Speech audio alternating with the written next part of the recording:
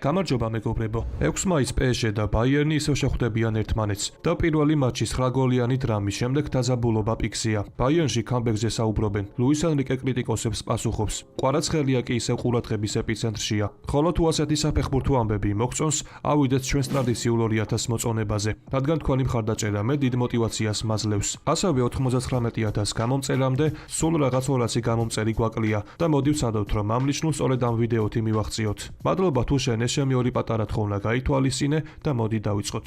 როგორც მოგეხსენებათ, 6 მაისს ჩემპიონთა ლიგაზე PSG-სა და ბაიერნის განმეორებითი მატჩი გაიმართება. ამ შეხვედრის წინ კი როგორც კვარაცხელიას, ისე მთლიანად პარიზული კლუბის გარშემო ძალიან ბევრი საინტერესო ამბავი ხდება. პირველი მატჩი ისეთი გამოვიდა, რომ ასე საუბარი დღემდე არ წყდება. 9 გოლი, საოცარი ტემპი, PSG-ს გამარჯვება და ბაიერნის ბოლომდე ბრძოლა. და სწორედ ამის ფონზე ბაიერნის ერთ-ერთმა ხელმძღვანელმა მაქს ებერლმა პარიზელებს საკმაოდ მკაფიო მესიჯი გაუგზავნა და შეიძლება ითქვას, რომ მათ დაემუქრა. მისი კომენტარი კი შემდეგია: როცა ანგარიში 5-2 გახდა, PSG-მ საქმე დამთავრებულად ჩათვალა. პარიზელმა ფეხბურთელებმა თითქოს საკუთარ თავს დაუკრეს ტაში და ისე იქცეოდნენ, ვითომ უკვე ბუდაპეშტში მიდიან. როცა ასეთ დროს პარიზში იმ გარემოში კამბეკს ახერხებ, ჩემთვის ეს ძალიან განსაკუთრებული ამბავია. 6 მაისს საპასუხო მატჩია, ხოლო ალიანს არენაზე რაც ელოდებათ ყველამ კარგად იცის. დიდი იმედი მაქვს, რომ სახლში უკვე ჩვენ ვიზეიმებთ, აღნიშნა იბერლმა. ეს კი საკმაოდ თამამი განცხადება, რადგან PSG-ს ამ სეზონში არაერთხელ დაუმტკიცებია, რომ წნეხის ქვეშაც შეუძლია თამაში. ამიტომ 6 მაისს ძალიან დაძაბულ შეხვედრას უნდა ველოდოთ. და ლოგიკურია, რომ ასეთი შეხვედრის წინ მთავარი ყურადღება ისევ კვარაცხელიაზეა. პირველი ნახევარფინალის შემდეგ ხვიჩას შესახებ აზრი ორად გაიყო და გაჩნდა კითხვა, რომელიც საკმაოდ ხმაურიანია. არის თუ არა კვარაცხელია ნაპოლის ისტორიაში დიეგო მარადონას შემდეგ საუკეთესო ფეხბურთელი. ამასთან დაკავშირებით ნაპოლის ყოფილმა ფეხბურთელმა ალესანდრო რენიკამ თქვა, რომ კვარაცხელია ახლა ისეთ პროექტშია, სადაც თავს იდეალურად გრძნობს, ხოლო ლუის ენრიკე მისთვის შესანიშნავი დირიჟორია. თუმცა მისი აზრით მარადონას შემდეგ საუკეთესოდ ხვიჩას დასახელება რთულია, რადგან ბრუნო ჯორდანოც წარმოუდგენელი დონის ფეხბურთელი იყო. ასევე ბოლო პერიოდში ბევრმა თქვა, რომ თითქოს ხვიჩა ნეაპოლში ისეთივე ინტენსივობით არ თამაშობდა, როგორც ახლა PSG-ში. აქაც აზრები იყოფა. ამ მოსაზრებას ყველა არ ეთანხმება. მაგალითად, ცნობილმა იტალიელმა ჟურნალისტმა ჯანლუკა დიმარციომ კვარაცხელია დაიცვა და თქვა, რომ არასწორია იმის მტკიცება, თითქოს ხვიჩა ნაპოლიში დასვაში არ მუშაობდა. მისი თქმით, სპალეტის დროს კვარაცხელია კუთხური სალამთანაც ბრუნდებოდა და დაცვით ფაზაშიც მონაწილეობდა. უბრალოდ ეს შეიძლება მუდმივად არ ხდებოდა. დიმარციო ფიქრობს, რომ დაცვაში თამაშის საფუძველი კვარაცხელიამ სწორედ სპალეტისთან მიიღო, ხოლო ლუის ენრიკემ ეს კომპონენტი კიდევ უფრო დახვეწა. დღეს კი PSG-ში ხვიჩას მეტი თავისუფლება აქვს, სწრაფად თამაშობს და ისევ იმ ბრწყინვალებას აჩვენებს, რომელიც ნაპოლიში ბოლო პერიოდში თითქოს დაკარგული ჰქონდა. ასევე კვარაცხელიას შესახებ ძალიან თბილად ისაუბრა მისმა ყოფილმა თანაგუნდელმა და მეგობარმა ვიქტორ ოსიმენმაც.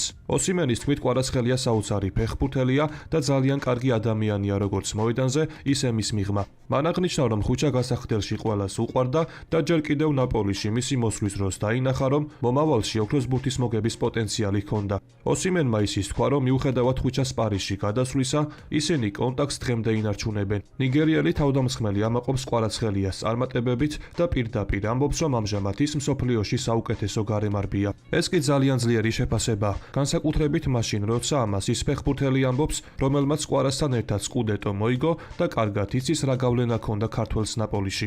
ამ ყველაფერს კი ემატება კიდევ ერთი მნიშვნელოვანი ამბავი. კვარაცხელია ოქროს ბურთის რეიტინგში წინსვლას განაგრძობს. კერძოდ ჩემპიონთა ლიგის ნახევარფინალის პირველი მატჩების შემდეგ გამოცემმა გოლმა რეიტინგი განაახლა და ხვიჩა ტოპ-8-ში შეიყვანა. ბოლო განახლების შემდეგ ქართველი 2 ადგილით დაწინაურდა. მანამდე მე-11 პოზიციაზე იყო, ახლა კი მე-9 ადგილს იკავებს. ამ გამოცემის შეფასებით, თუ ამ ეტაპზე ჩემპიონთა ლიგის პლეი-ოფის საუკეთესო ფეხბურთელზე ვისაუბრებთ, კვარაცხელია ერთ-ერთი მთავარი კანდიდატი ნამდვილად იქნება. ამის მიზეზი მარტივია. პლეი-ოფში მან უკვე 7 გოლი გაიტანა და ამ გოლებიდან რამდენიმე განსაკუთრებულად შთამბეჭდავი იყო. თუმცა გამოცემა ერთ დეტალსაც უსვამს ხაზს. მათი აზრით კვარაცხელია სეზონი თავიდან ბოლომდე ერთნაირად მაღალ დონეზე არ ყოფილა. ხოლო საქართველოს ნაკრების მსოფლიო ჩემპიონატზე ვერ გასვლამ შეიძლება საბოლოო ოქროს ბურთის რეიტინგში მისი მაქსიმალური პოზიცია გარკვეულწილად შეზღუდოს. მაგრამ გზავნილი მაინც ძალიან პოზიტიურია. არავინ იცის თუ რას ამზადებს კვარაცხელია დარჩენილ შეხვედრებში, ამიტომ მიყვეთ მოვლენათა განვითარებას. ასევე ამ მნიშვნელოვანი შეხვედრის წინ კიდევ ერთი საინტერესო ამბავი ლუის ენრიკეს გარშემო განვითარდა. 2 მაისს PSG PSG ლორიენს დაუპირისპირდა. თუმცა მატჩამდე გამართულ პრესკონფერენციაზე მთავარი თემა ისევ ბაიერნთან 5-4 გამარჯვება იყო. როგორც ჩანს, ენრიკე ძალიან გააღიზიანა იმ კრიტიკამ, რომელიც მის გუნდს მიუნხენელებთან 4 გაშვებული გოლის გამო შეხვდა. პრესკონფერენციაზე კი მან საკმაოდ მკაცრად უპასუხა კრიტიკოსებს. მისი აზრით, ფეხბურთში და ცხოვრებაში განსხვავებული მოსაზრებები ბუნებრივია, მაგრამ ყველა აზრი პატივის ემას არ იმსახურებს, განსაკუთრებით მაშინ, როცა კრიტიკა, როგორც მან აღნიშნა, ძალიან დაბალი ხარისხისაა. ენრიკეს პოზიცია კი მკაფიოა. ის ამ სტილის ფეხბურთს იცავს. ეს მის სამწვრთნელო კარიერაში ერთ-ერთი საუკეთესო თამაში იყო და გულის ამ რევაზრებს პატივს არსემს. ეს ყველაფერი კი გვაჩვენებს, რომ საპასუხო მატჩის წინ წნევა სულ უფრო იზრდება. ბაიერნის მხრიდან კამბექს ელაპარაკობენ, PSG-ში კრიტიკას პასუხობენ. ხოლო კვარაცხელია ისევ მთავარი ყურადღების ცენტრშია. ამ ფონზე ხუჩაზე ძალიან საინტერესო კომენტარი გააკეთა PSG-ს ყოფილმა ფეხბურთელმა დიდიე დომიმაც. მან კვარაცხელია სუფთა ტალანტად მოიხსენია და თქვა, რომ როცა ის ასეთ დონეზე თამაშობს, რთულია წარმოიდგინო თუ რომელი ტაქტიკა გააჩერებს მას ერთ-ერთზე სიტუაციაში. დომიმ ხუჩა რიბერის, მესისა და კრიშტიანო რონალდუს იმ პერიოდსაც კი შეადარა, როცა ისინი კარიერას ფლანგზე იწყებდნენ. ასევე გაიხსენა რონალდინიო PSG-ში და თქვა, რომ ვარჯიშებზე ისიც ასეთი ტიპის ფეხბურთელი იყო. შეიძლება რამდენიმე ეპიზოდი ვერ გამოსვლოდა, მაგრამ შემდეგ ისევ და ისევ ცდილობდა. დომიმ განსაკუთრებით გამოყო კვარაცხელიას უნარი იპოვოს გზა, შექმნა სივცე და მეტოქე აიძულოს მასე ორიენტირდეს. მან აღნიშნა, რომ ბაიერნთან მატჩი კარგად ჩანდა, როგორც ცდილობდა კიმიხი, კვარა ერთ-ერთზე არ დაეტოვებინა, რადგან ასეთ სიტუაციაში მისი შეჩერება ძალიან რთულია. საბოლოოდ კი ყველაფერი 6 მაისის მატჩისკენ მიდის. PSG პირველ შეხვედრას უპირატესობით იგებს. ბაიერნი საკუთარ მოედანზე კამბექს გეგმავს. ჩვენ კი ის ხად აგვხსენია, რომ დაველოდოთ 6 მაისს. ხოლო ვინც ამ შეხვედრის ანგარიშს გამოიცნობს, მისი კომენტარი მომდევნო ვიდეოში გამოჩნდება. ახლა კი ქართული ფეხბურთისთვის მორიგ ძალიან სასიამოვნო თემაზე გადავიდეთ. 2025-26 წლების სეზონი ევროპის ტოპ 5 ლიგებში ქართველი ლეგიონერებისთვის ისტორიული გამოდგა. ასეთი ძლიერი კონტინგენტი ევროპული ფეხბურთის ელიტაში საქართველოს აქამდე ნამდვილად არ ჰყოლია. ამ სეზონში პირველად მოხდა, რომ ქართველ ფეხბურთელებს წარმომადგენლები 5-ვე წამყვან ჩემპიონატში ჰყავდათ. თავიდან თითქმის წარმოუდგენელი ჩანდა, რომ შარშანდელი რეკორდი 31 გოლი გაუმჯობესდებოდა, მაგრამ სეზონის მეორე ნაწილში ყველაფერი შეიცვალა. ჯერ ბუდუ ზივზივაძის შესანიშნავი სერია ვნახეთ.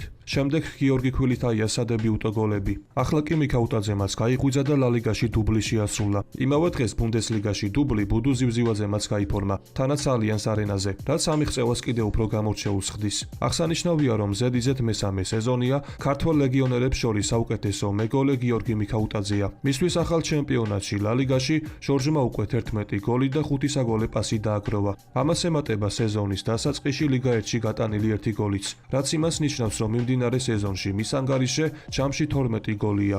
ზედიზედ მესამე სეზონია ქართველ ლეგიონერებს შორის საუკეთესო მეგოლე გიორგი მიქაუტაძეა. მიქაუტაძეს მხოლოდ 1 გოლი აკლია პირადი რეკორდის გამეორებამდე ელიტურ ლიგებში. შეგახსენებთ, რომ 2023-24 წლების სეზონში მან მეცის მაისურით ლიგა 1-ში 13 გოლი გაიტანა. მეორე ადგილზე კი კვარაცხელია. მართალია კვარას ყველაზე შთამბეჭდავი სეზონი ჩემპიონთა ლიგაში აქვს, თუმცა ლიგა 1-შიც უკვე 7 გოლი დაუგროვდა. ეს მისთვის ელიტურ ჩემპიონატებში ყველაზე დაბალი მაჩვენებელია, მაგრამ სეზონი ჯერჯერობით დასრულებული არ არის და ამ ციფრების გაუმჯობესების შანსი ისევ აქვს.